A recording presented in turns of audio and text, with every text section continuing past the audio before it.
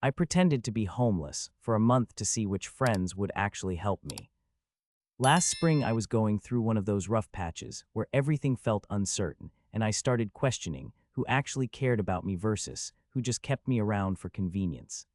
My lease was ending anyway, and I had some savings built up, so I made this crazy decision to essentially disappear from my normal life for a month and see what would happen.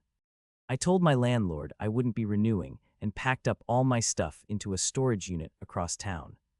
Then I crafted this elaborate story about losing my place due to some financial emergency and needing to crash with friends while I figured things out.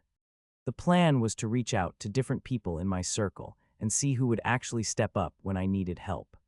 The first week was eye-opening in ways I never expected. I started with my closest friend group from college, who I'd been tight with for years. When I called them explaining my situation, most of them were sympathetic, but had convenient excuses about why I couldn't stay with them. One guy said his girlfriend wouldn't be comfortable with it. Another claimed his roommate had strict rules about overnight guests. A third friend offered to let me sleep on his couch for maybe 2 nights max, but made it clear I needed to find something else quickly. What really stung was how quickly the tone shifted from concern to annoyance when I pressed just a little bit about longer-term options. These were people I'd helped move apartments, lent money to, been there for during breakups and family drama.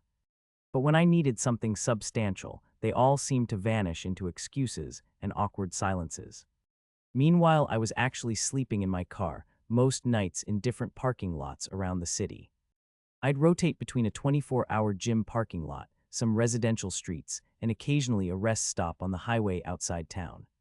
It was uncomfortable as hell, but also weirdly liberating in a way I hadn't anticipated. The second week brought some surprises that completely changed how I viewed certain relationships.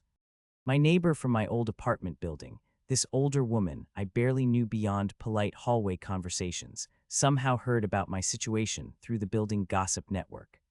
She showed up at the coffee shop, where I was spending most of my days trying to look busy, and offered me her spare bedroom for as long as I needed it. I was so shocked I almost broke character and told her the truth right there. Here was someone who owed me nothing and had no real connection to my life, offering more genuine help than friends I'd known for years. I declined because it would have complicated my experiment, but her kindness stuck with me in a way that made me question everything I thought I knew about human nature. Around the same time, I reached out to this guy I'd worked with at a previous job who I'd always considered more of an acquaintance than a real friend. We'd grab drinks occasionally, but never hung out outside of work-related stuff. When I explained my situation, he immediately offered his guest room and refused to take no for an answer. Said he'd been in tough spots before and knew how much it meant when someone actually showed up. I ended up staying with him for about a week, and it was incredible how naturally we fell into a friendship I never knew was possible. He never made me feel like a burden or like I was imposing. We'd cook dinner together, watch movies, talk about life in ways that felt deeper than any conversation I'd had with my supposedly closer friends. He even offered to help me look for apartments and seemed genuinely invested in helping me get back on my feet. The third week brought the biggest plot twist of the entire experiment. I was hanging out at this library downtown, where I'd been spending a lot of time during the day when I noticed this woman who seemed to be in a similar situation to what I was pretending to be in.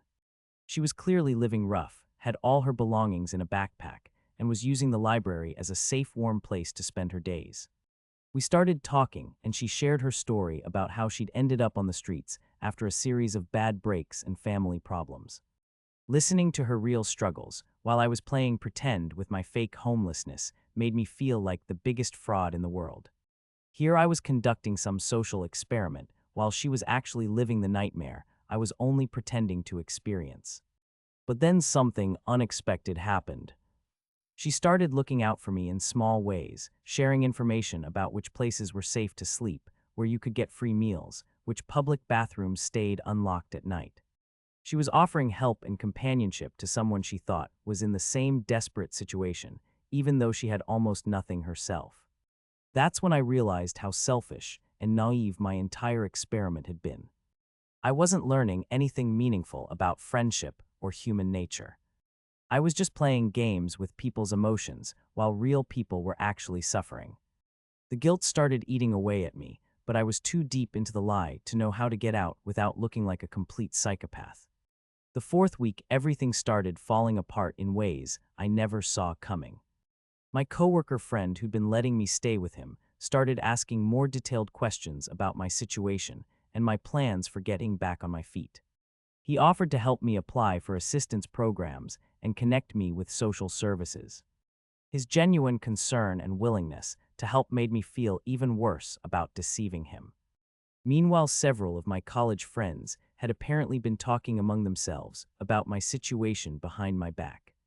One of them confronted me at a coffee shop asking why I seemed to have plenty of money for food and drinks if I was supposedly homeless. Another friend said they'd driven by my old apartment building and seen my car there multiple times, which didn't make sense if I'd really lost my place. I realized I'd been sloppy with my cover story, and people were starting to piece together that something didn't add up. The paranoia of potentially being caught made me jumpy and weird around everyone, which only made them more suspicious.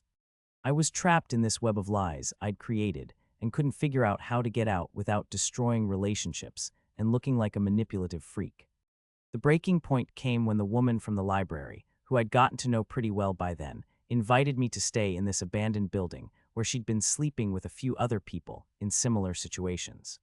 She was excited to share this small bit of stability with someone she considered a friend. The kindness in her eyes when she offered to help me find a safe place to sleep that night made me want to disappear into the ground. I finally couldn't take it anymore and decided to end the whole thing. But instead of just quietly going back to my normal life, I made another impulsive decision that probably made everything worse. I decided to come clean to everyone about what I'd been doing and why. I thought maybe if I explained my reasoning, people would understand that I was trying to learn something about friendship and human nature. The reactions were about as bad as you'd expect. My coworker friend felt completely betrayed and couldn't understand why I'd manipulated his kindness for some twisted social experiment. He said he genuinely cared about helping me and felt like I'd made a mockery of his compassion.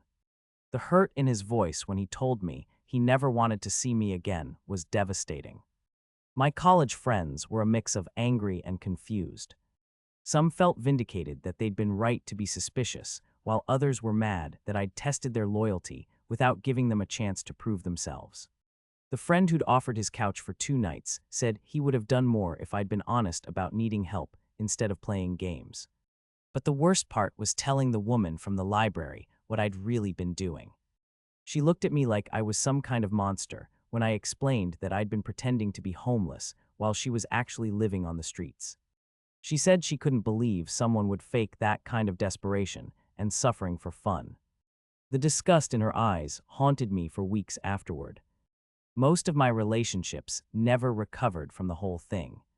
My coworker friend eventually forgave me enough to have a civil conversation, but we never got back to the genuine friendship that had started developing.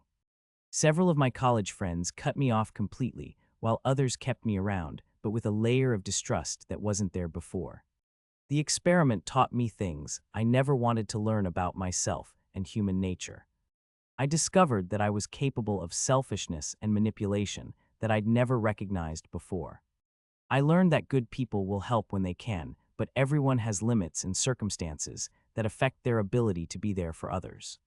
I realized that testing people's loyalty without their knowledge is a form of betrayal that can destroy relationships even when you think you're doing it for noble reasons. Looking back now, I understand that my college friends weren't necessarily bad people for not being able to house me indefinitely.